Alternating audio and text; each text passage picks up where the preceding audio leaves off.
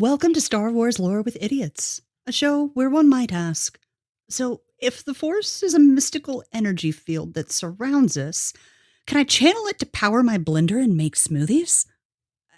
Your guess is as good as mine. Uh, Ranger, help. And hello, wonderful people out there in Star Wars land. Welcome back to another edition of Star Wars Lore with Idiots. However, it's a special not Men Father Day edition because that's when we're recording this. And so, what I decided to do, since all of the dum dums were going to be doing Father's Day stuff, as they should, spend time with the family and things.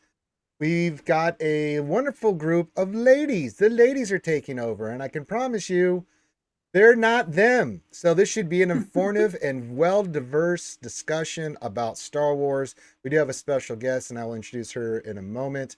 But I first got introduced. Of course, you know who I am. I'm Ranger J19. And if you don't know that by now, then didn't you watch the other 16 episodes? What's happening? But yes, I will. I host this, but that doesn't matter because today it's Star Wars Lore with Idiots Ladies Night. So let's have some fun with this. So we've got my co-host and friend of many, many other stuff that we've done together. The wonderful, world famous Kate Gaming is here. Once again, thank you for having me. Glad to have you, Kate. You've been a shining star lately, Kate. You've been really showing up the idiots. The Mary Jade episode, you really smoked their ass, and I appreciate that about you. Not so much the last one. No, but you asked good questions, unlike them that made me want to punch the wall. So yes, you had really good questions, and oh god, I just kept thinking about this stupid stick. Oh, you love them. I do love them, but like I mean, it's like family that you don't really, I mean, you love them because they're family, but you don't want to be, you don't want to deal with them kind of thing. So, yeah. Also join us first time, but you know her very well because she's done all the intros to all the Star Wars lore with it. We have the lovely Desi with us tonight. Hey, everybody. Hey, Good to be here. yeah, Ranger, thank you for having me. of course. It's the least I could do. We got ladies night, and you've been the voice of the ladies on all. And you recognize the voice. She's done all the intros, and she was very generous. You doing all right tonight, there, Desi girl? I am living the absolute dream. It's been a wonderful Sunday. All right. What are we going to do without the idiots here, though? It's like being missing your I'm drunk uncle on a family reunion. I'm hoping calm and peaceful discussions, really. Fair, Uh, fair. all right, and then last but not least, our special guest, my sister from another mister from the United States Army vet, just like me. We've got Heather, and Heather is also a author and just all around Star Wars nut job like me, and that's what I appreciate about her. And she, dun dun dun, is going to be leading the discussion tonight because Heather has a very special part of Star Wars lore that she wants to talk to us about and bring up to all you guys listening to this right now. So, Heather, glad to have you here today. Thank you for having me, Ranger. I'm really looking forward to this. Yes, I'm looking forward to it too because when you mentioned it to me when we first started talking about the idea, I was like, ooh. And then I was like, but I really don't want the idiots for this one. How can I make that happen without them here? Like Father's Day. It just presented itself. So it worked out magically. So I'm so happy. So, Heather, what are we teaching all the boys and girls out there today about Star Wars lore? What do you got for us? Well, the little bit of a teaser is George Lucas was looking at the numbers, and Star Wars was kind of dropping in the cultural arena, and he wanted to revive the love of the trilogy. And so he realized there's a gap in the story between Empire Strikes Back and Return of the Jedi. Because how do you get from one-handed Luke all the way to kind of badass Jedi Luke? And how did everyone, you know which particular palace Jabba was at? And some important details like that. So he had the clever idea to come up with a book and a video game to push this idea. And that Can we see if Desiree and Kate can guess what it is? Because you and I both know what this is, but let's see. You want to see if the ladies can pander a guess there, Heather? I'm Kate, you go excluded. first. I've been spoiled. I Oh, don't you got. know. Oh, Desi does know. Damn it! All right, let's see if Kate. I Kate, don't know. you I have. don't know. Oh, really? Oh, this is exciting. Then Kate doesn't know Well, I that. don't like. It's weird to say. I don't really play a lot of video games. Okay, okay, but there's a book. So, The book was actually the bigger bit, if I might Really? say The so. Oh, book, yeah. the book was the much bigger bit. Yes, all right, Heather, please. the book, written by author Steve Perry, is Shadows of Empire, and it covers that missing time where you get to see Luke truly move into being a Jedi instead of just some talented kid with some force powers and a lightsaber. And it also covers Leia and Chewbacca looking for where exactly Boba Fett took Han, because initially they just know he took him. They weren't sure exactly where. And so these are these big gaps that we just kind of glaze over in the movies. Yeah. We're like, of course they found them. But the book takes a very different route and explains what was going on. I'm excited. I love this book. It's how old is this? Makes me feel that I'm even. When did this come out? Like, I'm Uh, almost positive my dad just finished this book. are you serious? Oh, wow. I think he was talking to me about it. Yeah. it's from the mid to late 90s. That's what I thought. Yeah, because I remember it came out. And I remember the game, but I just couldn't remember exactly. It had that. I remember the game. If I'm not, it had kind of that Duke Nukem kind of Yep. shooting. Yeah. Yes, And we were like, the "Oh my video god, this is game, amazing!" the video game, which was a hoot to play, follows the adventures of Dash Rendar, who's your Yes. Han Solo replacement figure, who's kind of a schmuck. He runs around and he fights things and he's trying to be helpful, but he's not Han Solo, so he doesn't have that bulletproof state that Han Solo does. So he's Diet Han, He basically. is he is very much he's Han from Wish. Not, Jeez. not according to Dash. Dash, one of his coaches, Han Solo. Who needs that guy? As I said, Han Han lied. from Wish. Han lied. Yeah. Yeah. All right, So so yeah, so where do you want to start there, Heather? That's an awesome subject, and where do you just want to cover just the whole? What do you got for us, Heather? I was gonna go for a quick little plot overview. Uh, it starts off all three of them are together because they're with the rebel fleet, and they are going to go after Han and try to save him.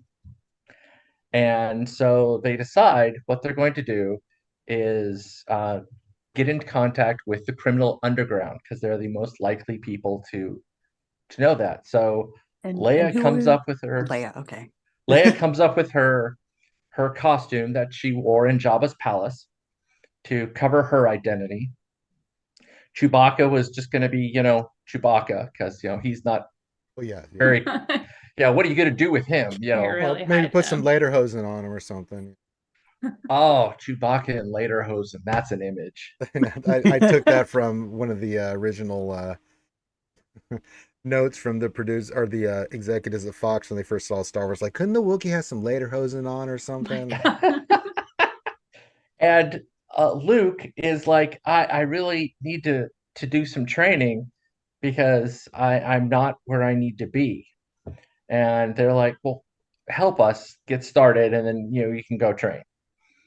So then you get a taste of the opposing faction. As you remember from the Mara Jade episode, they talked about the hands of Palpatine. Sorry. You can call him Papa Uh, Phelps. It's fine. That's fine. okay, Henceforth known so as Palpy. henceforth known as Palpy. So Palpy has a meeting with one of his hands and Prince Zizor, who is one of the heads of the Black Sun. which is a very notorious criminal organization, is right up there with the Hut cartels. And Zizor has used his natural pheromones, which basically make people in lust with him, uh, to work his way up closer to Palpatine, because more power for the Black Suns. Well, he is informed that there are some people coming to look for Han Solo, and you should do something to take care of that. Because Palpatine doesn't want to exert effort. Why should he? He's got people for that. So Zizor is kind of tasked with find the rebels who are going to be looking for Han Solo and take them out. And he's also, as he leaves, he's all really incensed because you know, he's not a messenger boy. He doesn't go do this, but what are you going to tell the Emperor? So then they're slowly moving their way closer. Leia and Chewbacca meet Dash Rendar, your Han Solo light. Yes, and he's like, yes, I can help you and solve this thing because I'm Dash Rendar. He's That's very into yeah. himself. He is very into himself. Uh, and Luke goes off and he just starts training. And you get this really impressive training montage in the story. A large part of it is because prior to this coming out, Steve Perry had been tasked by a friend of his, Michael Reeves, who was one of the creative producers on Batman the Animated Series, Ooh. to help strengthen Batman's martial arts. Michael Reeves knew some, but he wasn't really, the martial arts expert that Steve Perry was. Steve Perry, the author, had been training in martial arts for a good portion of his life, starting in the 70s. So Steve Perry is like, okay.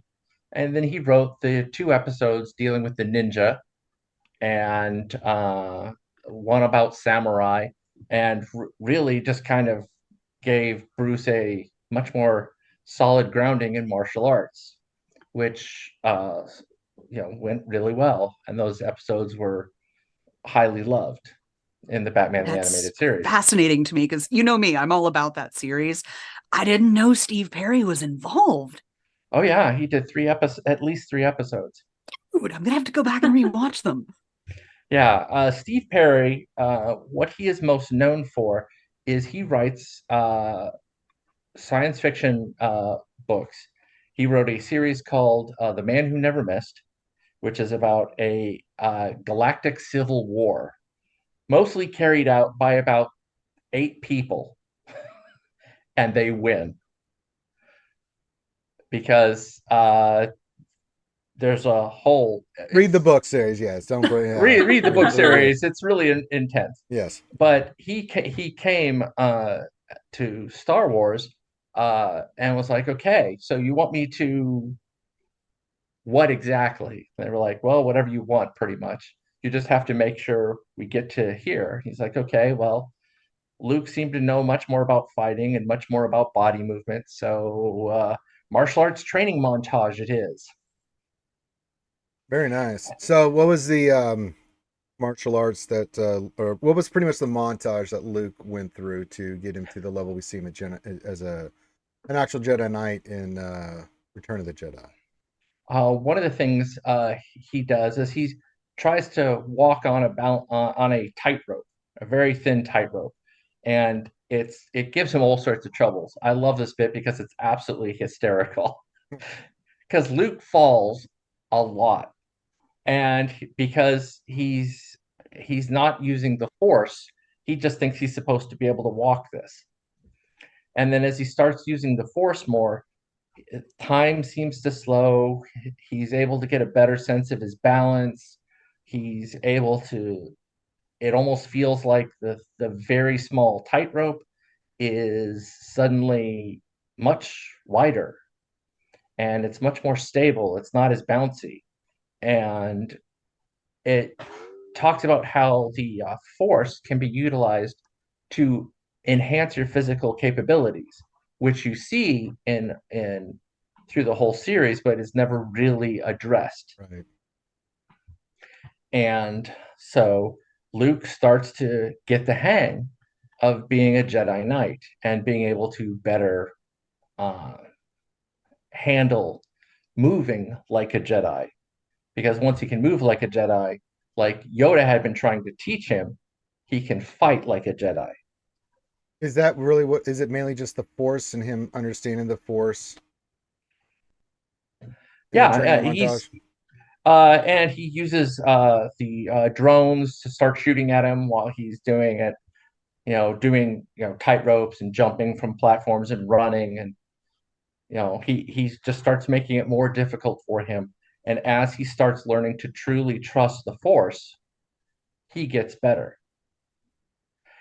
But one of the problems Steve Perry realized is that if Luke is becoming this actually powerful Jedi, how is Prince Sizor, who he established as the bad guy, going to even remotely stop him?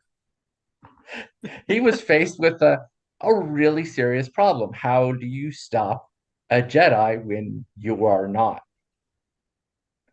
So Steve Perry invented a martial art. Oh, wow. As we all creative do. solution. Yes, yes. I do it all the time. Yes. Well, I have done that, Yeah. and it's fun. But he drew on the series he had done, the Man Who Never Missed, and borrowed the art he had created called Sumito, which was based heavily on pencak silat from Indonesia. It's a very positional system, and I could spend hours going into that, but we'll cut to the chase. So by talking about this, he said, "Oh, well, I will create this Star Wars sounding theme called Terasi Kai, or Kasi. I can't remember exactly. But Terakasi or Terasikai. It's been pronounced a lot of different ways. uh, Terakasi Master or whatever. but Yeah. the name means steel hand, which was a play on Iron Fist, but also Pencak Silat does mean steel hand. It's both an open hand and a knife system of fighting. So by doing this and making it a art that was designed to fight against Jedi, all of a sudden Zizor had a chance. And as things go, Leia got captured and was interrogated by Zizor, and he was trying to use his pheromones to break her.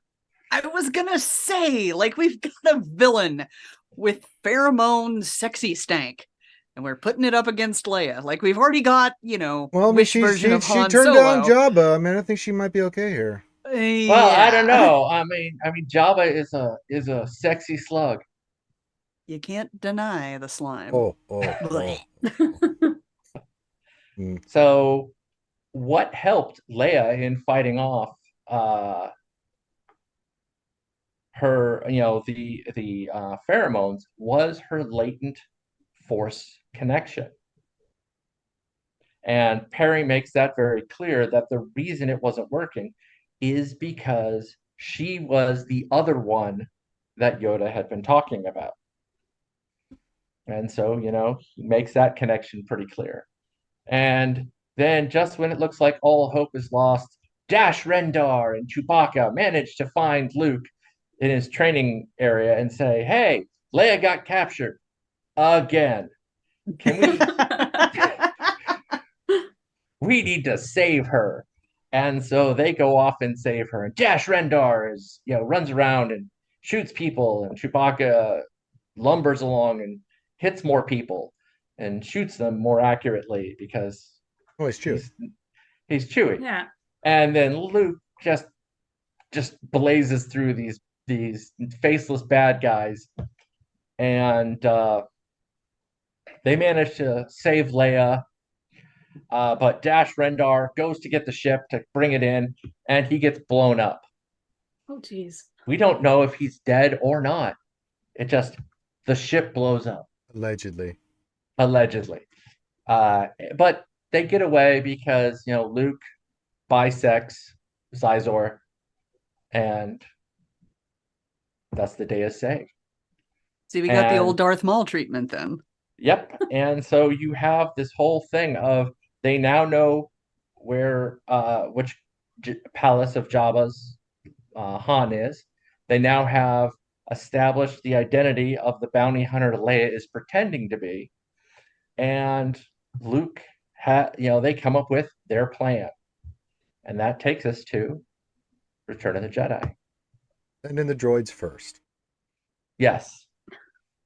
Well, yeah, There's scouting. actually there's actually a cut scene that was deleted. I don't know if you guys have seen it, of Luke doing the final touches of his lightsaber, putting it in R2. I haven't. Yeah, it's a No. deleted Yeah. scene on YouTube. Yeah, you can go watch it. It's a scene of him in a cave. They're on Tatooine, and Kate's got to deal with the tree trunk. And then go watch it. It's really cool. It's just about, I don't know, what do you say, about a minute and 30 of him prepping R2, and then they lead to where you see them walking toward Jabba's palace.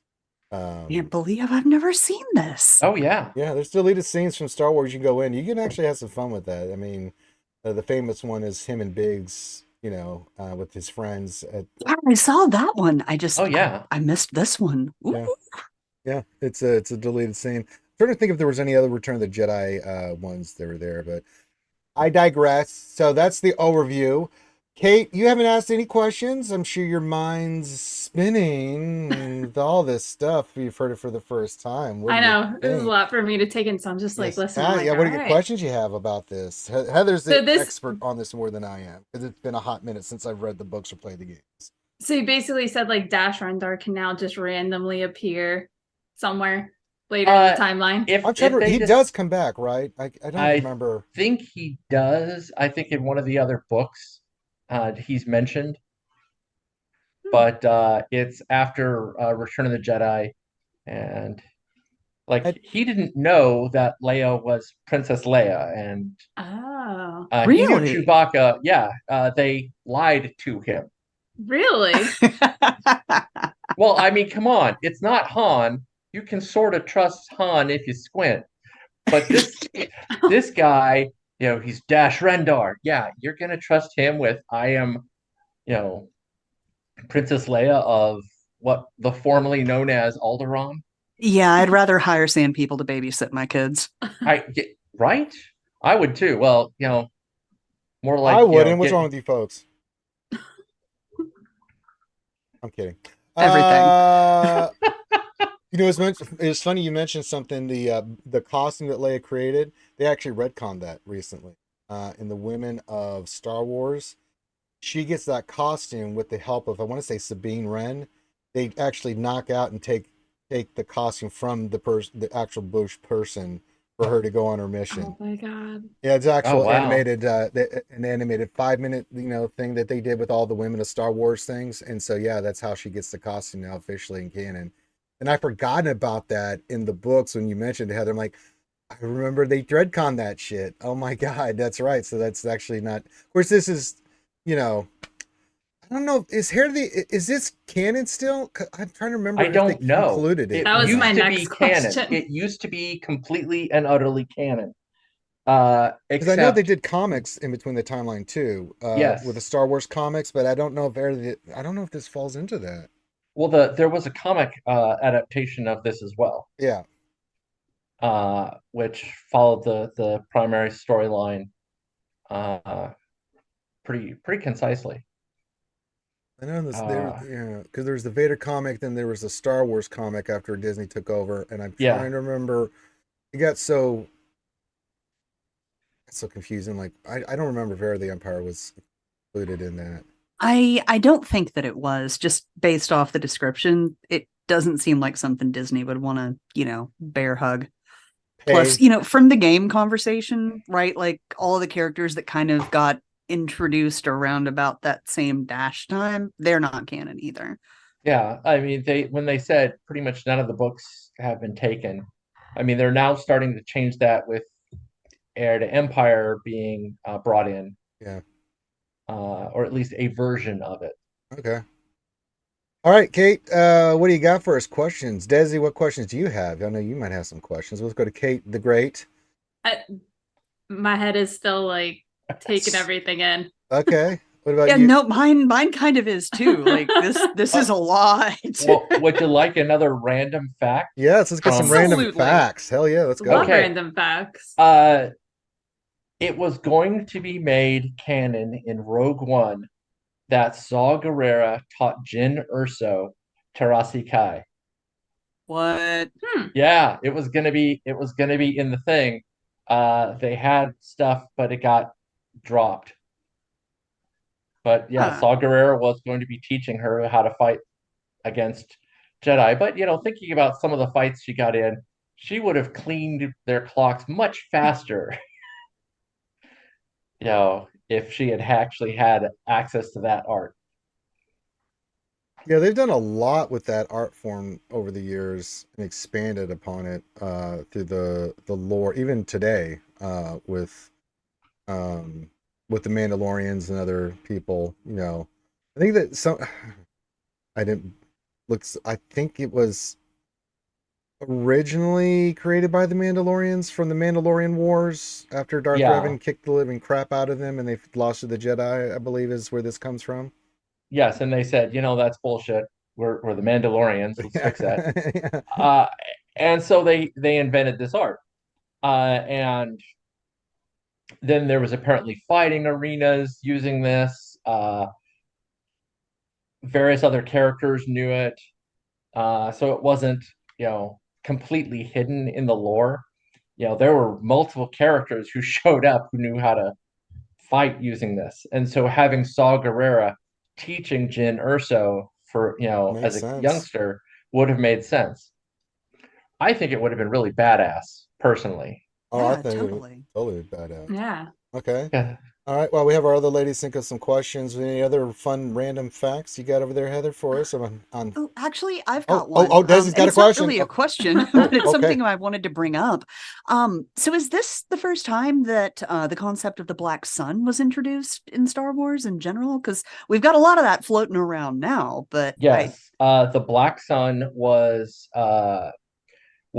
kind of a considered a rival thing to the Hutt cartels. And it was really fleshed out and made into something other than an aside in Shadows of Empire.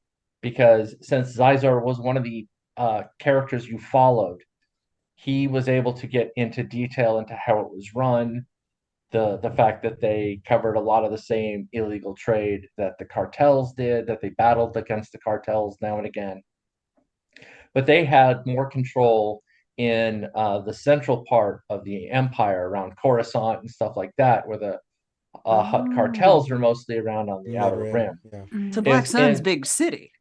Black Sun is big cities. They're the mafia as compared to just the tough guy gangs that the Jabba and the other Hutts were.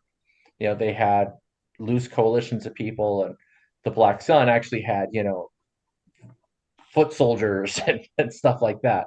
Oh yeah. And So did they and ever go so, against each other, like versus the Hutt yeah, cartel, or did they just be like, you take that, I take this, and mostly they fought over places in the mid rim. okay. So not quite all the way out in BF nowhere, but on that boundary between the central part of the galaxy and the outer rim. So influence there. And so they would have lesser people fighting each other. And it was just considered the price of doing business. Yeah. Big thing with spice. It's all about the spice. Oh Mm-hmm. yeah. Sound like I'm from Dune. Well, it was But probably yeah, taken from spice Dune. running, yeah. The It spice was running, probably yeah. taken directly from I Dune, know. honestly. All It right. must flow. The spice must flow. Always. All right. Any questions yet, Kate, or should we get another random fact from Heather? I gave two questions. Okay, go. You got two Get it, Heather. questions? No, I said I just gave 2 questions. That's true, you did. Okay. Des, do you have anything else? It'll come to me when it comes to me, but hey, hit me up, fact me. Let's see. Yeah, the video game wasn't as successful as the book, which was, I believe, a bestseller. Yeah. It was easily a New York Times bestseller list, and the game was okay. And the comics, I believe, were also by Dark Horse. Yeah, Dark Horse did all the comics back then. Makes sense. And of course, they were excellent. So the game is actually the redheaded stepchild of the whole thing, Mm. especially because of the nature of what they were trying to do with the story and the comics. They focused the game solely on Dash Rendar. You know, there's a little bit of connection to some other stuff, but it's mostly just Dash flying around and shooting people. It's the Dash show. Yes. I'm wondering if people like kind of looked at it as like he's just a wannabe Han and just No, weren't as interested.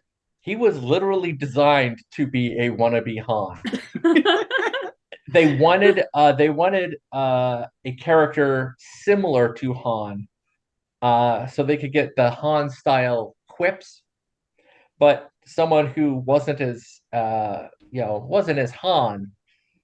So Steve Perry's like, oh well, here we're gonna go with somebody who's very full of himself and thinks he's the best in the world, where Han is like, no, I actually did this thing.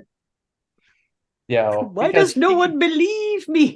He's like, I did the Kessel Run in 4 parsecs. And everyone's just like, sure, buddy, except actually did. Whereas Dash Rendar's like, yes, I'm Dash Rendar. I've done all these things. And you're like, did you? Did you really? Did Dash ever do the Kessel Run? No. No, Dash did a lot more. His connection more is with Leia, I believe. Yeah, he did a lot of stuff for the rebellion. He did a lot of stuff for the rebellion. Yeah, he was a smuggler and a occasional mercenary who did stuff for the Empire. And so it was okay, we have this connection, let's use him because he's a in into the criminal underworld where we need to figure out where Boba Fett is taking Han. Because all they know is, Han is on ice and they need to figure out where the hell Boba took him. Cold as ice. So I know we were in this golden age, right, of Star Wars books in the 90s, with Lucas's big idea, let's get some hype drummed up. Was this the first one? No. You have like Splinter in the Mind's Eye by Alan Dean Foster, which was I believe the first non-canon Star Wars story. I've never even heard of that book. No, I've never heard of it either. Yeah, it has Leia and Luke dealing with Darth Vader. That's the original. It's kind of intense and kind of silly at the same time, especially as you learn more about the canon, because this was, hey, let's try this, and it was one of those, okay. Well, Heather, I think we've talked about, because we've covered Mary Jade recently, but I had to get into the Timothy Zahn trilogy. That was the first big trilogy that I remember after that hit after Return of the Jedi had come out. Yeah, that was the one like that I knew 1990, about. 1989, 1990 that Timothy Zahn started those. And it was like it brought Star. I mean, that's the only thing we had. Because they weren't doing any media. We didn't have internet back those days, and all we had were books. And I remember those books came out, and I mean, those fell off the shelf like hotcakes. And I think the success of those, and I think Rogue Squadron was the next big one after Rogue that. Squadron, yeah. Rogue Squadron was huge. I mean, that was a long running series. Yeah. I believe. I don't remember how many books is in that. That was a video game, wasn't it? Yes, it was. Yeah, I played that with my dad. I was the joystick, he was the keyboard. Oh, that makes my heart so happy. And then you had Kevin J. Anderson's various Star Wars books. and he did a Jedi Academy series, Yeah. and except Kevin J. Anderson, he liked to have his Jedi as bad guy, not as, anyone. What? Oh, he liked bad guys as Jedi. He, if so, he Have you met kept Kip throwing. Durin? Yeah, Kip Mm. Durin was one of his creations. In fact, what's funny is the story I Jedi takes Corran Horn and has him kind of have he had been part of the Kevin J. Anderson series kind of sneakily and it under an alias. I'm still stuck on this name. Are you shitting me right now? Corin Horn? He's actually one of my favorite characters. Oh, Corran's awesome. Corran Horn. Ranger, you might need to Horn. do a thing on that because I have no clue who that is. Hey man, he made a lightsaber out of a bicycle handle. What? Yeah. Okay, wait. Yeah. Do you really want to bring that up given what happened with the stick? The idiots aren't here. I can do what I You want. want to bring a bicycle handle into this? Hey man, No, not only that, but it was a special one he made that when he could twist it and it would basically get twice as long, and he would surprise people with it. And he practiced in both forms with the regular lightsaber, and then he would turn the handle and it would go an extra foot, and then he would have this really long lightsaber that he would just start slashing through people. But what was interesting about Corran Horn was he couldn't use telekinesis. I believe he couldn't move objects, but he was fantastic with like telepathy and stuff. So he couldn't do any force powers when it came to moving objects or force choke and everything like that. But he was exceptional at the Jedi mind trick. So that made him such an interesting character because he couldn't do all the force powers everybody else could, but he could get out of trouble really quickly because he could make everybody genjutsu everybody, get the hell out of Dodge. Yeah, and Michael Stackpole, who wrote the books, he loved Jedi, and he thought Corran would be a really good Jedi, and got permission to have him be part of the Jedi Academy under an assumed alias because he had been a character as part of Rogue Squadron. Yeah. And so then after I Jedi, you had Corran Horn, a Jedi, running around with Rogue Squadron. Let's get back. I'm stuck on the bicycle handle because now I'll do a lore video on I am him. literally just picturing Luke riding a bicycle on Tatooine. That's what I'm picturing. I'm imagining him on a unicycle. I really am. Actually, I believe the Academy was on Yavin 4. I don't know if I've ever seen a bicycle in Star Wars. Well, a speeder bike. I'm thinking like bike. I'm like, thinking. Oh, Okay, yeah. well, I me missed too. a speeder bike handle. I said, what did I say? you Bicycle? said bicycle. Oh, I'm sorry, You did. speeder bike. Yeah, sorry. I'm Speeder just bike picturing handle. a bicycle on Oh, yeah. Tatooine. It's been a long weekend. I'm high on paint fumes.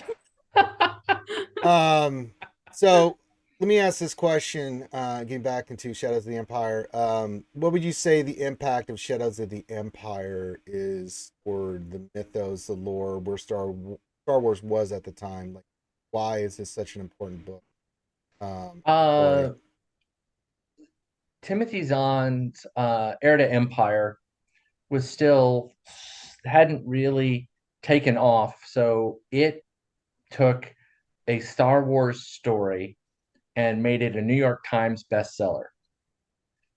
It absolutely reignited a lot of the so we were between the end of the original trilogy, and we hadn't gotten to the prequels yet, and so there wasn't really a lot of Star Wars stuff going on, and it absolutely reignited the mania, and it sold really well. The comics sold well.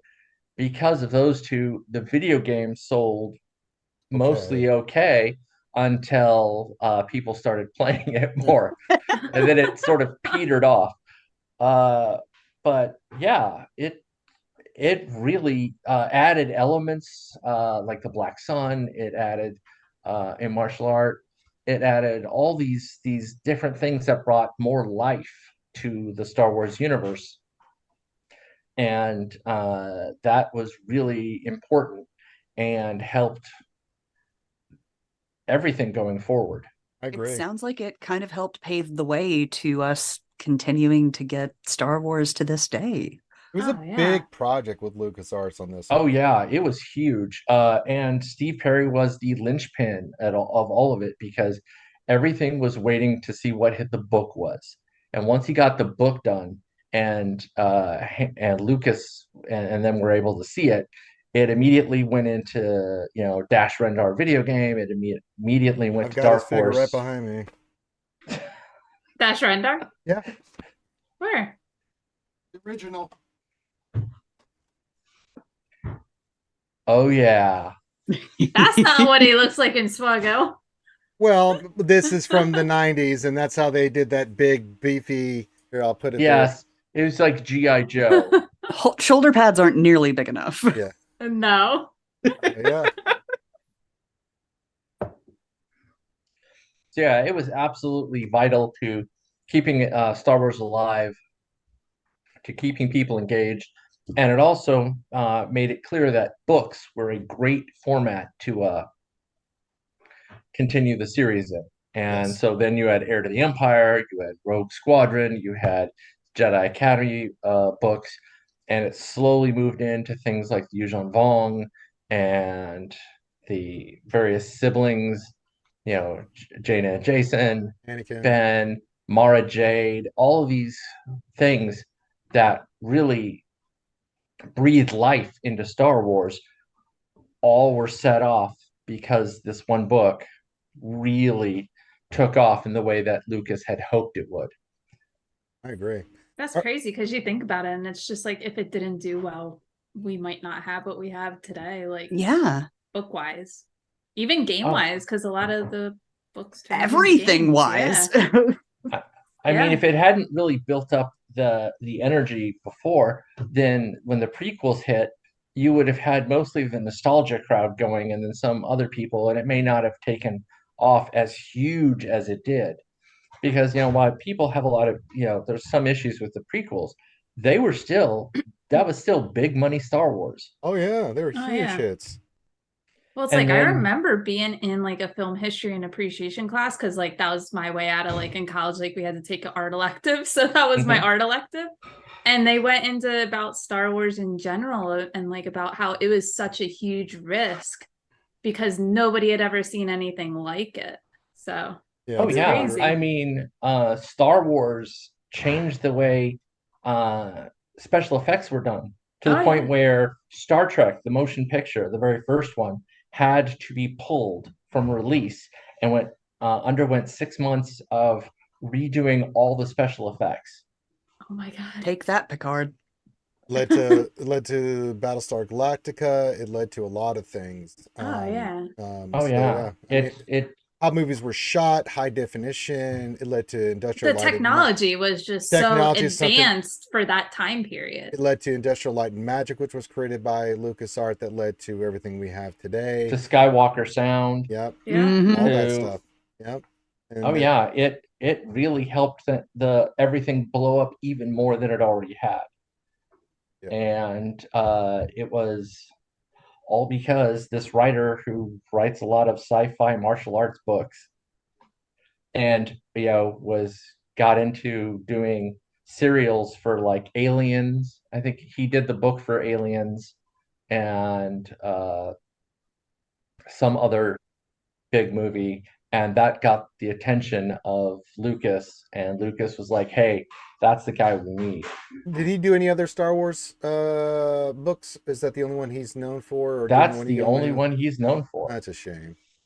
Oh yeah, I mean, I think he would have seeing him do something with really fleshed out Jedi would have been absolutely amazing. Or I mean, Sith. it sounds like it. You're going to go so far as to like, we're just going to make up an entire martial art. For Oh this. yeah, oh god, yeah. And the Like, thing is, please give this man some room to play with. oh he would have just been amazing at that, but that's not where things took him. He actually did more Aliens books than he did a lot of Wow. things. He also did some books from was it some of the sci-fi stuff from Tom Clancy, Okay. the some of the really covert op stuff and that whole Net Watch or whatever it was series. So what I'm hearing is we need to petition for Filoni to bring him back into the fold. You know, you could try Yeah. that. He would probably appreciate the extra money Yeah. Who wouldn't get some of that Star because Wars yeah, money? Yeah. because you something. know a lot of like a lot of writers, you know, once the market dries up for your books, you know, don't get a lot of money. That's Oh true. yeah, because aren't you living? It's all royalties, right? It's all royalties, and if people aren't buying your books, people aren't buying your books. All right, Kate, any final questions about here Shadows of the Empire or the characters or any story or I'll anything? probably have questions tomorrow after everything digests. I always ask this when we talk about something along those lines on a scale of 1 to 10, how interested are you in now reading this? Because I know you've been reading some of the books, caught up on some of the I mean, series. it was also one of those things like we know Dash from the game we all play. So I was always like, I don't know really anything about Dash. I just knew he was in a video game. That's about all I know. Yeah. But I know I had gotten the book from my dad. That's how I know like he just finished it. I bought it for him for Christmas. So I'd say like on a scale of like 1 being like not interested at all, 10 being like I want to read this right now. I would say it's probably like a 7 or an 8. Okay. Interesting. Very good. What about you there, Desi? Oh, I'm gonna give that a solid 7 on interest. You know, Zizor. That's gonna be probably an entirely cringy yet entirely interesting read just on that character alone. He's actually very well written. He's a very Oh good yeah, bad he guy. is a Steve Perry came up with some really clever villains all the time because they are not just bad. They have reasons, they have uh things they're trying to do themselves that the plot of the story gets in the way of.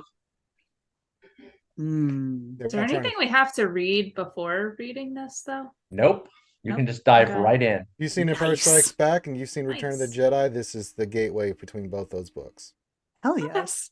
I mean, the comics cover some of the other story plots, Yeah. in the Vader comics that recently came out in Star Wars. So that there's some other stories, but the main gist of it, yeah, is how they find Han and get there. And there's some other stuff there, but we don't want to cover everything because we want you to read the book and see all the cool stuff that Now happens. that kind of bumps me to a 9. It's a book. It's not a trilogy. It's It just is- boop it is boop. No, one this is nine. not the singular Bong book. trilogy. This is not the Also- Bong 25 books. No.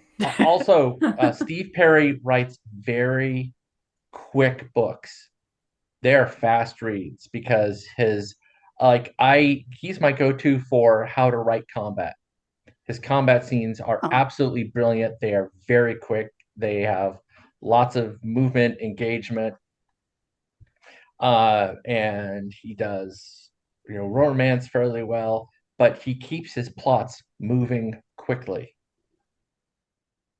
I'll agree with that. It's been a hot minute since I've read it, but yeah, I remember now that it's all coming back to me. It's like, oh yeah, that's true. I really did like the description of combat. I had not seen anything like that, even in the adaptations of the other books and the comics that had been in there.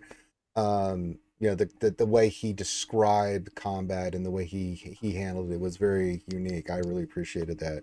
Yeah, as a writer, I have used Steve Perry as kind of my mentor for combat writing, and That's saying a lot.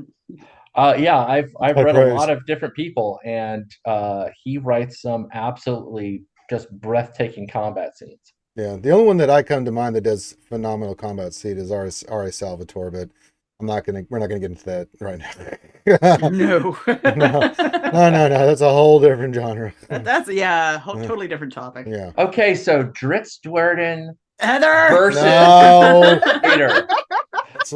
That's why we're not doing it. All right. Desi, any final questions? Can Heather come back and talk about Thrawn? Yeah. Does Wait, Heather can want I read to? the book first? Well, you have to read I- all 3. Well, there's I actually have the new them. one. Well, and then there's the new ones. You should read those because they're phenomenal. Actually, you should listen to the audio of the new ones because Yes, Mendelsohn does yes. the voice from the show. It's oh my god, that's the only time I've ever listened to an audiobook is someone told me like, I know you're a book junkie, but you've got to listen to the audiobook on the new Thrawn books, and I did. And when he's saying all his lines as Thrawn, I'm just like, ah, like, oh, Yeah. it's so good. I'm gonna Chills. cry. Oh, it's so I hate to admit this, but I don't like Timothy Zahn's writing style. that's okay. So Is that I for have everybody? actually never read the series because I couldn't handle the way he writes. Okay, so spoiler, I know that about you. And that's why I kind of wanted you to be here for the episode. Because you can be the idiot.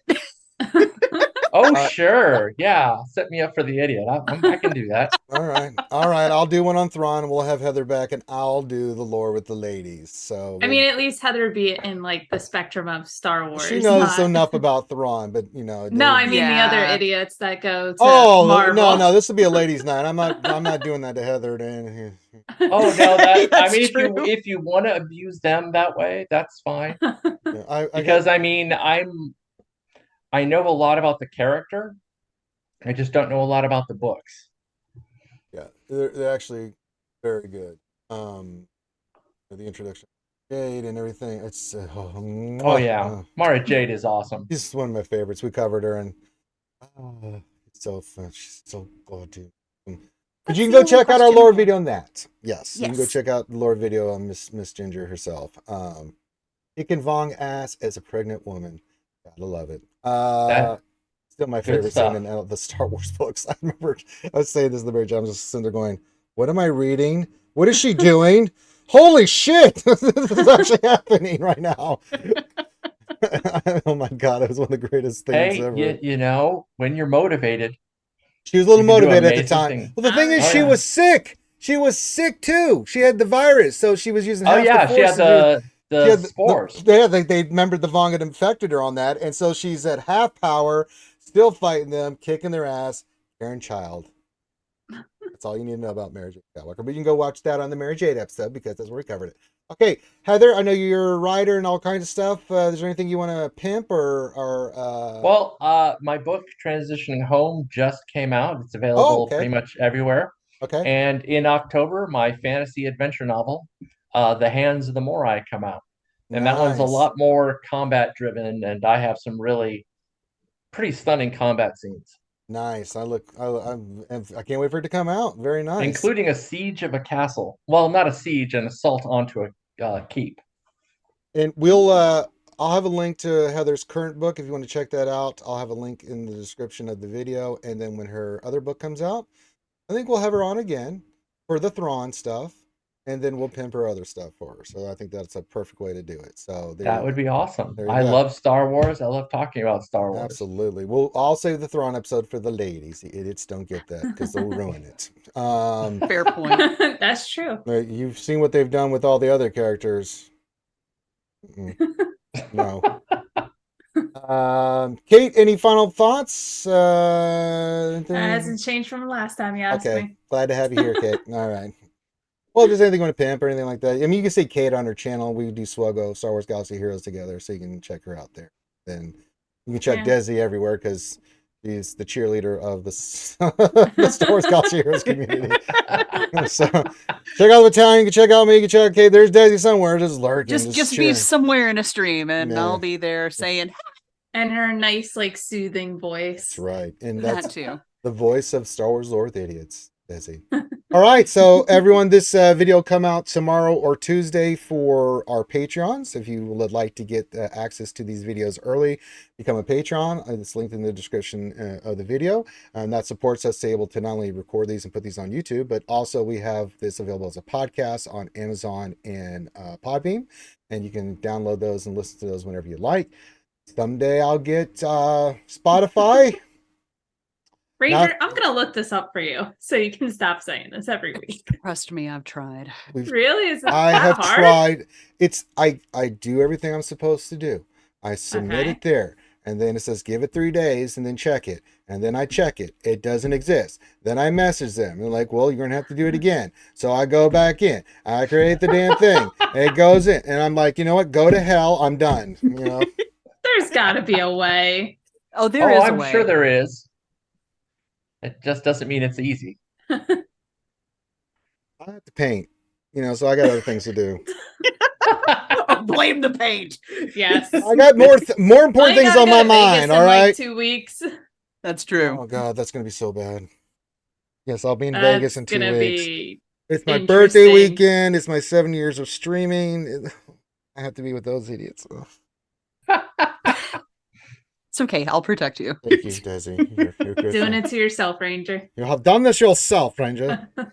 Your lustful shoeys has allowed this dark lord to twist your mind until you're doing the very thing you swore never to do. All right, so with that, we're gonna call this lore video done. So everyone have a great. This will be out this Friday, the 25th. I want to say 24th, whatever Friday is. For the general consuming audience. 23rd. 23rd. Thank you. And then for everyone else that's Patreon, you'll get it tomorrow or Tuesday. So with that, thank you, lovely ladies. Thank you, Heather, especially for being here. Desi, Kate, have a great night. Heather, have a great night. And we'll see you next time on Star Wars Lore with Idiots.